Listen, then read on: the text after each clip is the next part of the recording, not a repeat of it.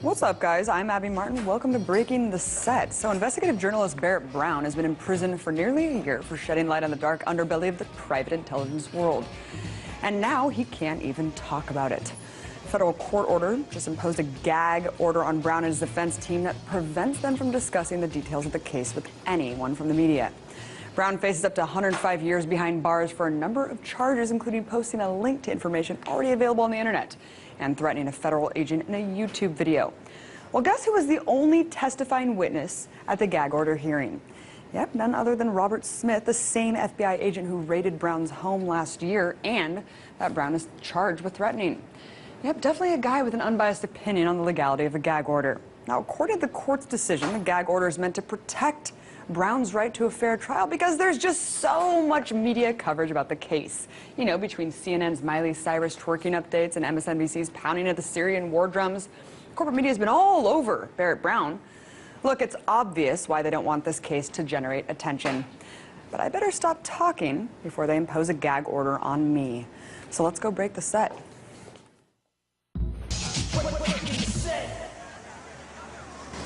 Just one day after Army Private Manning was sentenced to 35 years in an all-male military prison for exposing war crimes, there was an announcement made. In a statement, Manning explained, "As I transition into this next phase of my life, I want everyone to know the real me.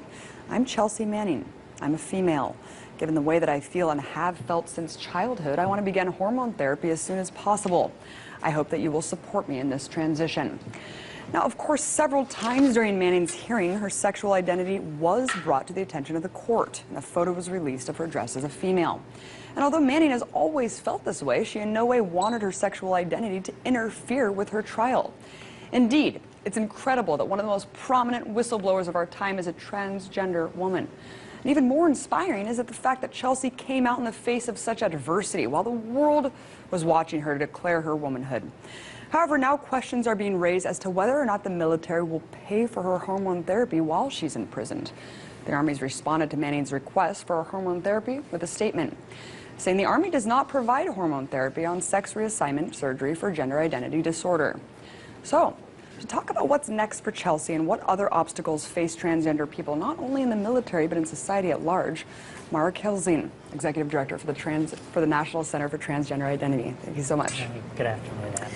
Thank you so much for coming on. I think it's really great that this case is prominently out there in the mainstream because it's creating a lot of attention to transgender issues and transgender equality. And for those who might be confused about what this even means and who are looking at Chelsea Manning, explain really quickly what does it mean to be transgender? Well, a transgender person, for the purposes of this conversation, is just basically a person who was born and raised as one gender, or raised to some point. I mean, it might have just been to the age of 2 or 3, but now lives their life or wants to live their life as of another gender. And why is it that the Army discharges those who are transgender? Why is it looked upon as a psychological disorder and not just a sexual identity? Well, I think the Army regulations that disqualify transgender people from military service are outdated. They're based on old stereotypes and old prejudices, and I don't think they're going to stand for very long. I think it's very likely there'll be transgender people serving openly in the military very soon. There's already hundreds or thousands of transgender people serving in the military. They just can't do it openly.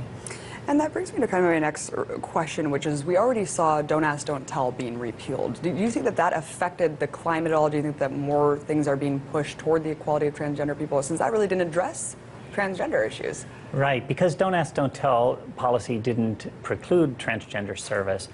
Repealing it didn't help transgender service. I think it has helped in this sense. I think all of us are much more skeptical of the military stand that, oh, things will fall apart if we allow black people, things will fall apart if we allow women, things will fall apart if we allow gay people. I just don't think there's a lot of credibility anymore in terms of transgender military service, so I think it helped us in that sense. But more and more trans people are coming out, which is why we're hearing more and more about trans people in all areas of life. And how much harder is it for transgender veterans to get benefits after serving, if you could speak upon that? Sure.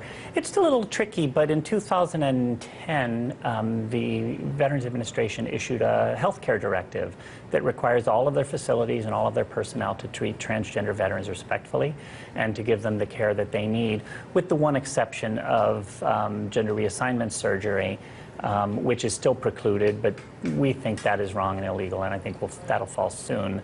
But more and more veterans are reporting to us that they are getting almost all of the care they need very respectfully at VA centers. There's still some problems, though. But even if laws are passed to protect transgender people serving, how could the military's culture of kind of segregation and machismo be eradicated to ensure just rights and equality for these people serving? Sure, I think that's really tricky, but the military has a lot of problems right now that have to do with that kind of a culture. And I think we no longer find that acceptable as a society. The transparency that they didn't need to worry about, decades ago, they do need to worry about now. And we see that there's all sorts of really horrible things going on inside the military. And I think Congress is insisting that they clean up their act. The White House seems to be insisting that they clean up their act. We're insisting that they clean up their act. Well, I find it really interesting that in the wake of all this happening, a lot of people who are supporters of Chelsea Manning being a whistleblower, exposing war crimes, saying, well, I don't want to pay for her hormone therapy. And I'm like, really? That's the most of your concerns right now is paying for the hormone therapy. You're having the state pay for it. Of course, the Army said that they would not do that. But I find it interesting that in civilian courts, it's actually considered cruel and unusual punishment to deny hormone therapy or a sex change operation for someone who's serving. Why is it different in military courts? We don't believe that is different in military courts. The Eighth Amendment to the Constitution prohibits cruel and unusual punishment, and courts have over and over again for more than a century said withholding medical care is cruel and unusual punishment. The military is not allowed to withhold medical care either. And the medical community now is unified that transgender-related health care is legitimate health care that can make a significant positive difference in addressing a legitimate, now understood condition. So do you think that it's just ignorance, which is what we're dealing with mostly when, you have them kind of deferring back to psychiatrists, psychologists, and also when you see in the wake of this news coming out, Fox News, has the audacity to play Aerosmith's Dude Looks Like a Lady when reporting this news. And then you have CNN saying Chelsea hasn't taken any steps toward transitioning when really she did ask to be referred to as Chelsea Manning from now on. And we know how hard it was for her even before she went into prison, saying she didn't want her face to be plastered everywhere as a man. How could we deal with this? There's still a lot more education to be done around transgender people. Too many people around the world and in the United States think of transgender people in terms of one of the kinds of medical treatment that many of us get, many of us can't afford to get, and some of us don't need or want. We're so much more than that. I always tell people that me being transgender is about the least interesting thing about me. As for the military being ignorant, I think what I'd say is this is just another area where the military just needs to update its policies. If they look at what the medical community thinks, if they look around at all of the transgender people serving openly in the military, their policy is another one of these military policies that just doesn't make sense anymore, if it ever made sense. Right, so about kind of getting with the times, getting up to date. And how much does the media play a role in kind of perpetuating these falsehoods? Oh, I think quite a bit, and we saw that a lot with the Chelsea Manning situation, where people, I think I want to cut some people some slack. I think there's lots of people out in the public who really don't know what it means to transition, and then when do you start using different names and different pronouns. But in the case of Chelsea Manning, she was pretty clear. This is the name I want to be known by. And the question you have as a person, the question you have as a reporter is, do you want to respect that person's personhood? And for us, I think whether you think Chelsea Manning's a hero or a villain, you ought to respect something as simple as that. Well put. Thank you so much for coming on, breaking down some of these Abby. barriers. Mark Heisling, transgender rights activist and executive director of the National Center for Transgender Equality. Appreciate it. Thanks, Abby.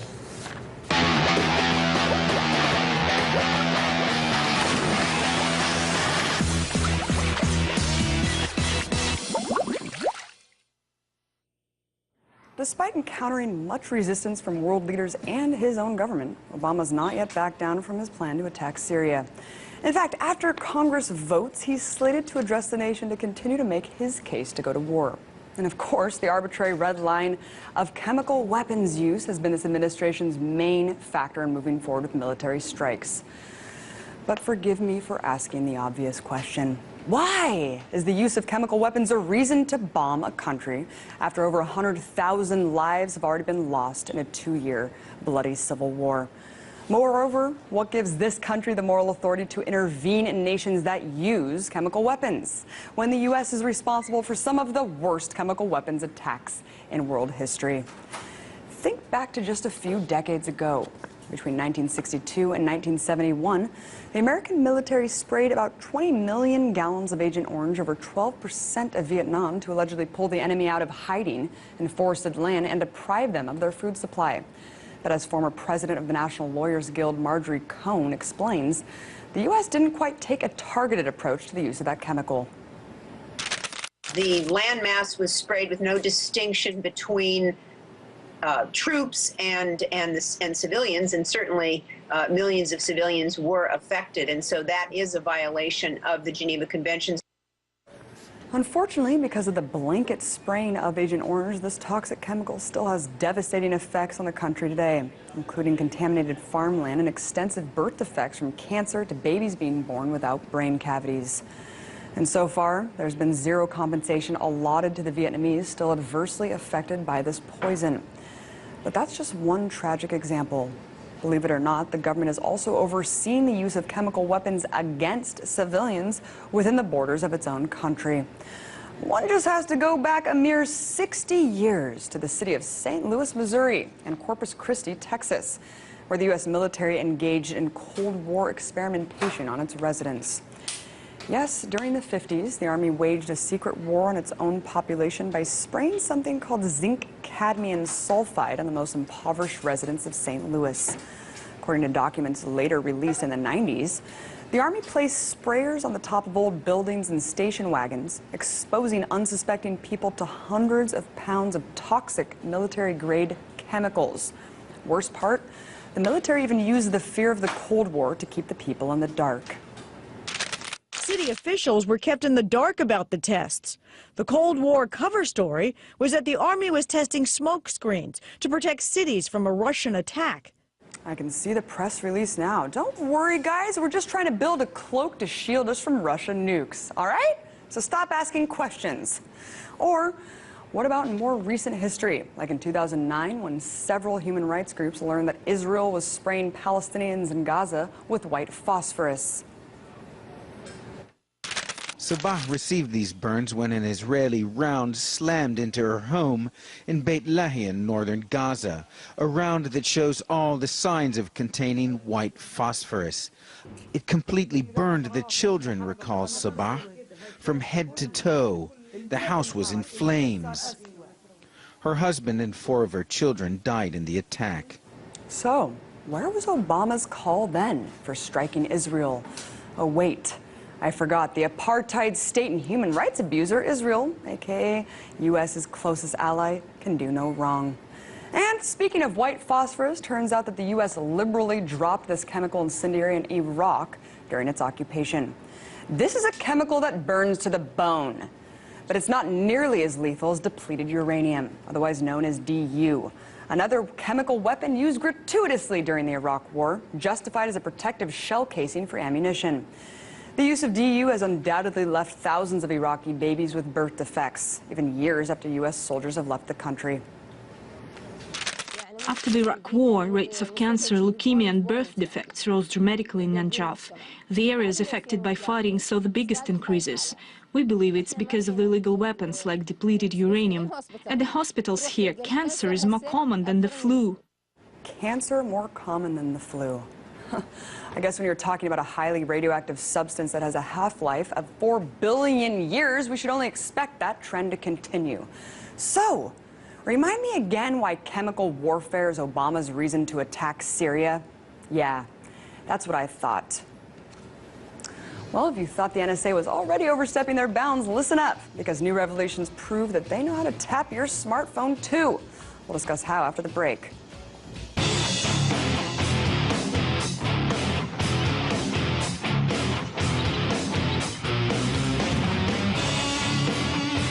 Amidst all the Edward Snowden traitor talk in the Senate, there's one senator that's consistently stood up to the NSA, Oregon Senator Ron Wyden. Since the flurry of publicized leaks, Wyden has worked to amend the Patriot Act and declassify secret court orders that violate the privacy rights of American citizens. Now, Obama insists he's kept Congress in the loop concerning these intelligence programs, but Wyden has said that that's not the case at all. And those sentiments are only echoed by his former Deputy Chief of Staff, Jennifer Hoelzer. Hoelzer served under Wyden for 6 years and has recently taken the Obama administration to task over its Orwellian surveillance policy. She joins me now from LA to discuss all things NSA. Jennifer, thank you so much for coming on. Thank you for having me. So you were an intern for 2 years at the White House National Security Council and had top secret clearance at the age of 21. Can you talk a little bit about the culture when you were there? How was the privacy versus national security debate? Was it a prominent topic among the security community? Well, I mean, probably my job at the time didn't really put me in touch with that, but it did put me in touch with the lack of thought that was often, put into classification decisions. I mean, I, as an intern at 21, got to determine whether my emails were classified or not. And, that doesn't really make you think about, are we keeping things secret for national security reasons, or are we keeping them secret for other reasons? And I think that continues today. Good point. Jennifer, you've repeatedly said that your former boss, Senator Ron Wyden, has worked tirelessly to bring these NSA programs to light. But really, what options does someone have in Congress who sees abuses occurring in classified operations but cannot legally talk about them? I mean, it was a definitely difficult situation. I mean, in my position, I was his deputy chief of staff and communications director. My job was to speak publicly on these things, and he came to me and said, we really need to, raise alarms and get people realizing there's some problems here. And he wasn't even able to tell me what I was raising concerns about, and that's a real challenge. He, really, wanted to conduct oversight. He can introduce legislation in committee in closed hearing, but without the ability to make the case publicly, without getting public pressure on senators to, take these reforms seriously, there isn't much chance of making anything happen. Right. You could tell that he was almost bursting at the seams trying to get this information out before. You could just see it on his face, and it's a shame that some of the only options is to wait for an NSA insider to come forward with this explosive information. Last month, Obama announced the creation of the panel to conduct an independent review of NSA surveillance activity and then assigned James Clapper to assemble the group. What does this say about the legitimacy of this review? Well, I think it's the legitimacy of the review. It's the legitimacy of this debate in general. We cannot have an open debate as long as the intelligence community is the one mediating it. The intelligence community is the one determining what we get to know, how we get to know it. Up until now, I mean, I do not believe that we would ever have found any of this out if it was up to the intelligence community. They still haven't declassified the legal rationale behind their, domestic surveillance programs. And they keep, the spin off of this, their icon on the record, website is kind of mind-boggling. So I think, yes, I mean, having Director Clapper in charge of reviewing his own department, his own decisions is highly problematic. But it's also having the intelligence community, essentially mediate this debate, put the information out there and determine what is and is not okay for us to talk about and how is it okay to talk about it. That's hugely troubling to me. It is. And speaking of James Clapper, I wanted to play this infamous clip of his response to Senator Wyden. Let's hear about that.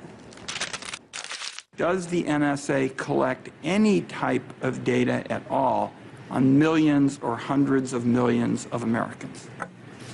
No, sir. It does not. Not wittingly. I mean, where's the accountability here? Do you think that Clapper should be imprisoned for perjury or at the very least fired from his position for blatantly lying?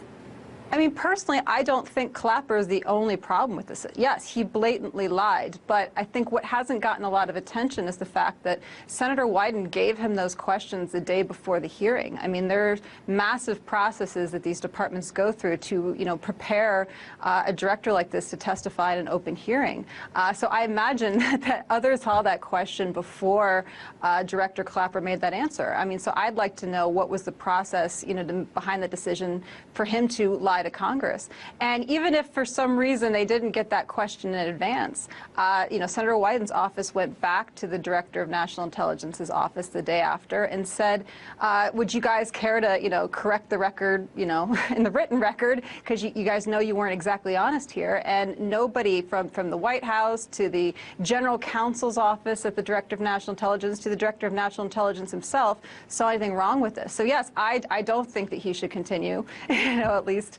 But I don't think he's the problem. I think the problem is the culture of the national security community right now, which thinks it doesn't need to subject itself to congressional oversight or public debate. That's incredible arrogance there. I mean, even the taking 24 hours to carefully construct a lie, and it's really just completely arrogant, no accountability.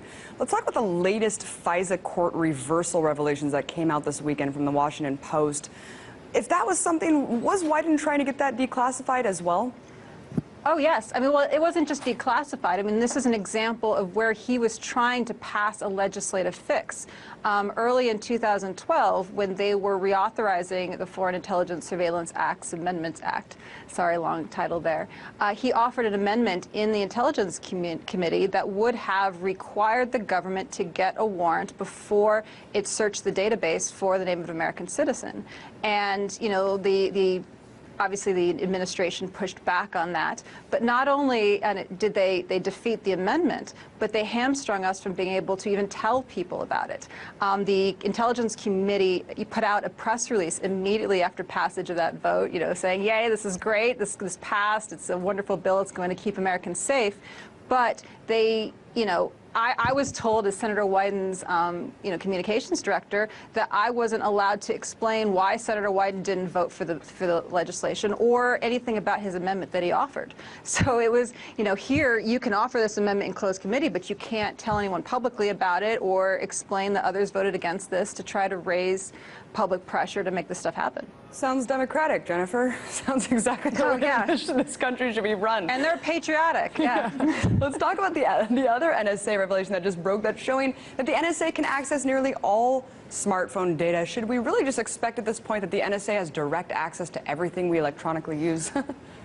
I think if the NSA can figure out how to do something, they're essentially doing it and claiming they have the authority to do it because it keeps Americans safe. And I think that that's highly problematic, that just because it sounds like it keeps Americans safe and we're sounding tough and talking tough doesn't mean it's the smartest, best way to do it. And, as long as they're keeping out every other intelligent person in this country from participating in these decisions, I don't think we're going to have the best policies going forward. Right, especially since there's no real proof that this is actually keeping us safe to unconstitutionally spy on everyone.